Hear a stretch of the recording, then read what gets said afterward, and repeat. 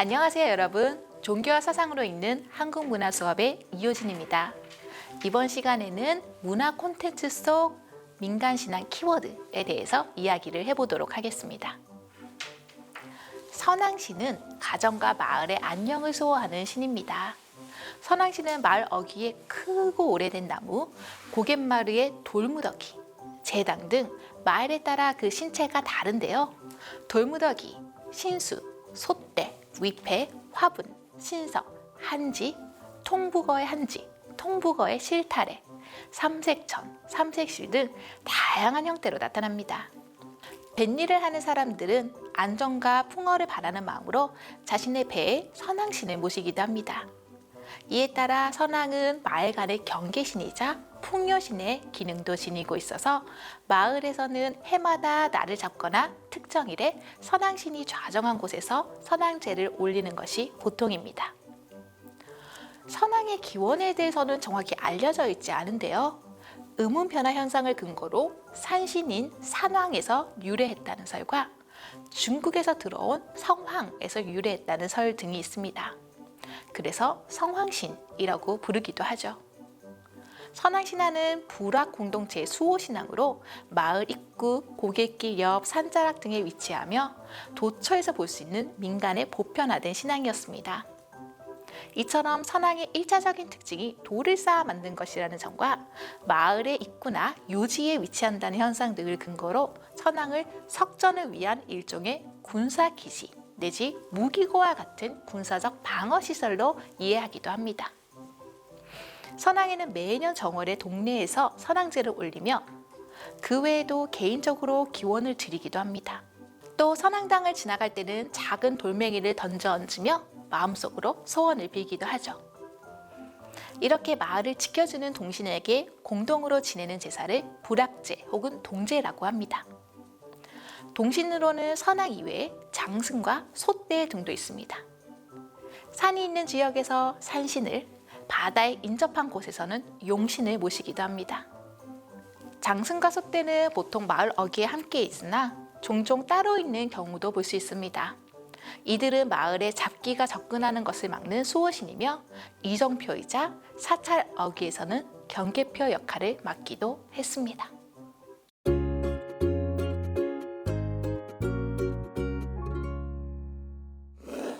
귀신이란 죽어서도 한이나 원한이 많아 승천하지 못한 혼이 음기가 되어 구천을 떠다니다 내려온 것을 이릅니다. 즉, 음이 뭉쳐서 된 것이 귀신인 것이죠. 그래서 우리가 영화를 보면 귀신이 나타나기 전에 으스스함을 느끼고 또는 몸을 떠는 장면들이 많습니다. 귀는 얼굴에 무엇을 가린 모양을 형상한 것입니다. 신은 번개의 모습을 본뜬 것이라고 합니다. 여기서 말하는 귀신은 죽은 이의 혼령이 승천하지 못하고 이승을 헤매는 존재를 이릅니다. 이들은 삶도 죽음도 아닌 어중간한 상태로 이승을 떠도는 원기, 원령으로서 인간에게 해를 주는 존재입니다. 예부터 동양에서는 기를, 우주를 형성하는 본질적인 요소로 보았고 만물의 기본 요소로 음양이란 것을 생각했습니다. 음양의 조화에 따라 만물이 생성하고 변화하며 한쪽이 너무 우세하면 화를 불러일으키는 것으로 여겼죠. 흉년이 들거나 전쟁에서 지는 것, 재물의 손실, 질병의 발생 등 해로운 일들은 모두 양보다 음이 강해 생기는 것이라 여겼습니다. 이러한 귀신관념 때문에 전통사회에서는 가해자격인 음의 발동을 누르는 것이 생활에서 매우 중요한 일이었습니다. 섰다 금은날 머리카락을 태우는 것, 정월 대보름날 문 앞에 채를 걸어두어 야광기를 쫓는 것, 동짓날 팥죽을 먹는 것, 아이를 낳으면 금줄에 붉은 고추나 솔가지를 거는 것 등 모두 귀신이나 잡기, 부정을 막기 위한 일이었습니다.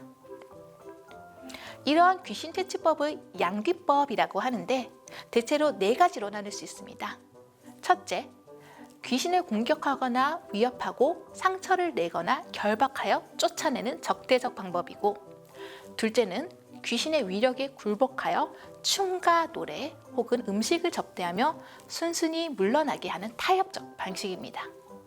그리고 셋째는 주문을 외거나 부적 약물 등을 이용하여 쫓아내는 의타적인 방법이고, 넷째는 귀신도 성정이 인간과 비슷하다고 생각하여 그가 싫어하거나 혐오하는 색채, 냄새, 맛, 촉감 혹은 광명 등을 사용해 물리치는 혐기적 방법입니다.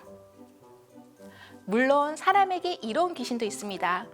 신명이라고 들어보셨나요? 신명이 되려면 죽어서 미련 없이 이승을 떠날 수 있어야 합니다. 한 세상 잘 살다 간다면 갈 때도 자연히 신명이 날 수밖에 없겠죠? 하지만 걱정거리가 많으면 신명이 날 수 없고 승천도 못하고 구천을 떠돌다 귀신이 됩니다. 그래서 승천한 양기를 박다는 명자를 써서 신명이라고 한 것입니다. 우리가 흥이 날 때 신명이 난다 혹은 한국인은 신명이 많다고 한 것도 모두 여기서 나온 말입니다.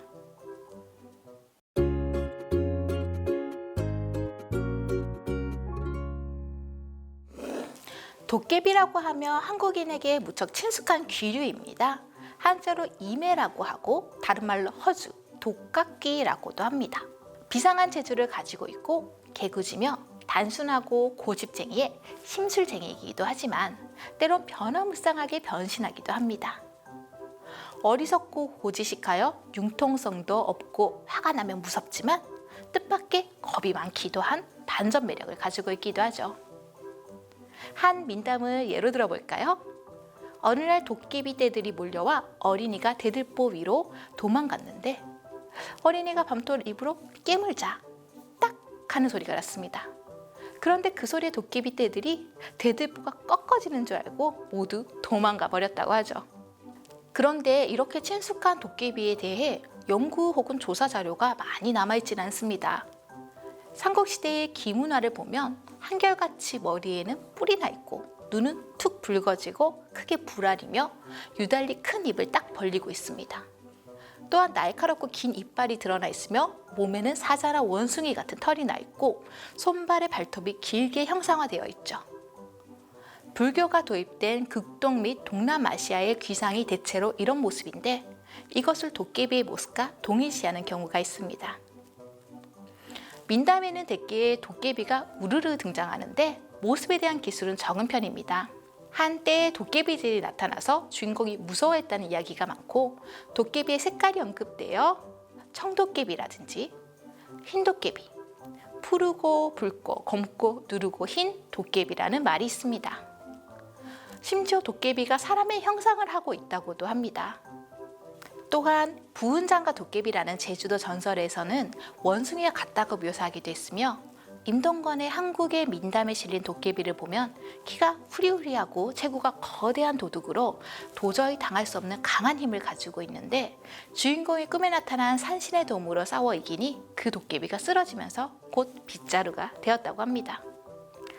게다가 도깨비의 키가 굉장히 커서 하반신은 안개나 어둠에 쌓여서 보이지 않고 상반신만 까마득히 구름 위에 솟아 보인다는 설도 있고 땅 위를 굴러다니는 달걀 모양의 도깨비가 차츰 커져서 하늘에 닿을 만큼 되더니 갑자기 내리 쏟아져 사람을 덮쳤다는 설도 있습니다.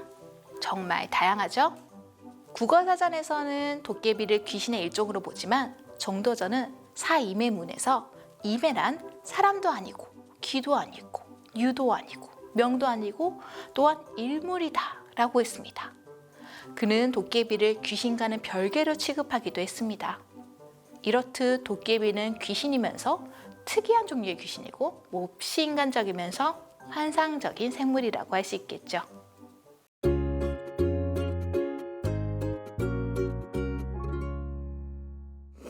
사극에서 여인들이 이른 아침이나 달밤에 하얀 사발에 물을 떠서 기도하는 모습을 보신 적이 있으시죠?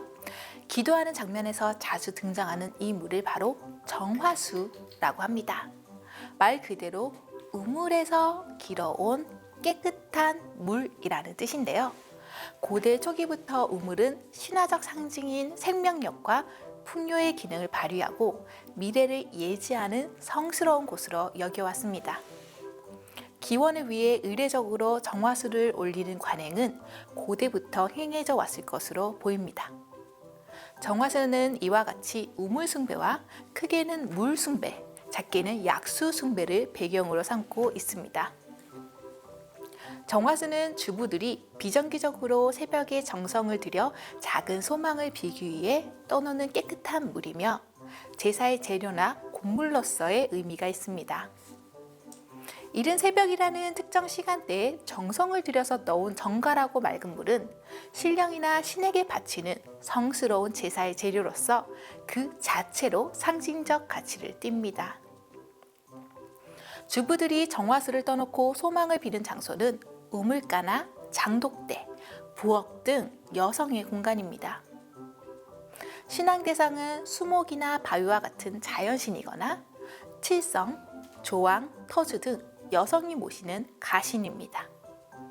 따라서 정화수를 매개로 하는 기원의 공간이나 신령은 여성과 깊은 관련이 있다고 볼 수 있겠죠. 정화수는 신령에게 빌 때 신령에게 바치는 곡물이므로 가장 간소하나 가장 정갈한 의식의 물을 떠와서 바침으로써 신령에게 비는 사람의 간곡한 치성을 상징하게 됩니다. 정화수는 무엇보다 맑음의 상징으로서 신령과 인간 사이의 뜻이 오고 가는 것을 가능하게 하는 신앙의 매체입니다. 또한 정화수는 정화력을 발휘하는 주술의 매체 구실을 합니다. 물은 그 자체가 지닌 맑고 투명한 성질로 환경이나 사람, 물건 등의 부정을 물리치거나 막는 힘이 있다고 믿어져 왔습니다. 기독교 신앙에서 볼 수 있는 세례하는 물과 같은 관념이 정화수에 담겨 있다고 할 수 있습니다. 그래서 부정이 있다고 생각되는 대상을 향하여 그릇에 담은 정화수를 손가락 끝으로 3번 흩뿌리며 정화의 주술적 효과를 기대합니다. 이와 비슷한 간략한 정화 주술에 쓰이는 것으로 소금을 예로 들 수 있을 것입니다.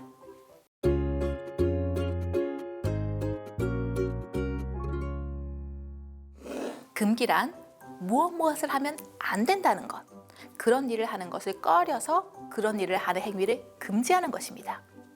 이렇게 금지된 행위로서의 금기는 무엇을 먹지 말라든지, 보지 말라든지, 열지 말라든지, 손대지 말라든지, 말하지 말라든지, 뒤를 돌아보지 말라든지, 보통 하지 말라, 안 된다 등의 부정어를 사용하여 우리의 삶을 제한합니다.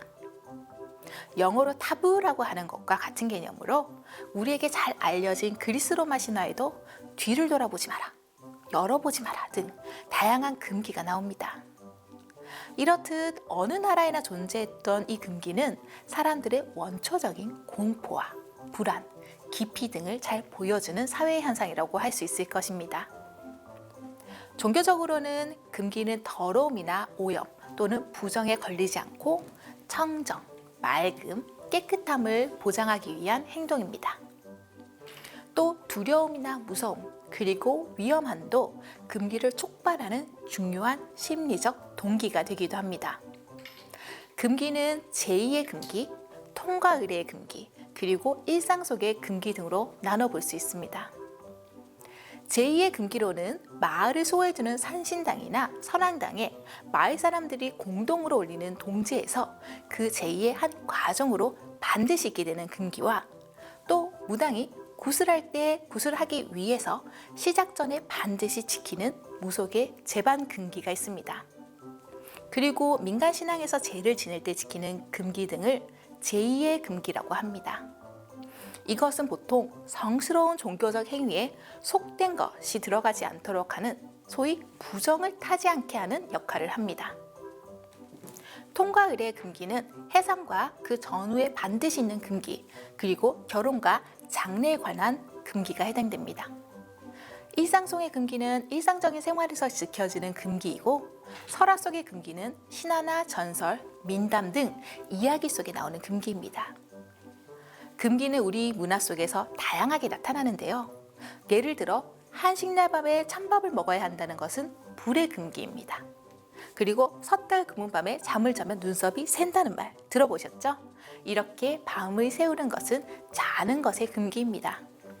밤에 발톱이나 손톱을 깎지 말라는 것, 좋은 꿈을 꾼 후 다른 사람에게 꿈 이야기를 하지 않는 것 등도 이런 일상생활의 금기라고 할 수 있죠.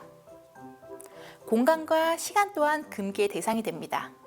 예를 들어 북쪽으로 머리를 두고 자면 안 된다든지 이사할 때 손 있는 날을 보는 것 등이 해당합니다.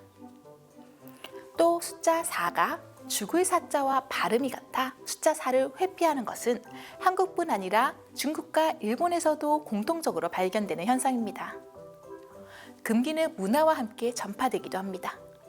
유럽에서 결혼 전 신랑이 신부의 웨딩드레스를 보지 않아야 한다는 금기는 서양식 결혼식이 일반화되면서 한국에서도 웨딩드레스 피팅에 남편을 데려가지 않는 경우가 있습니다.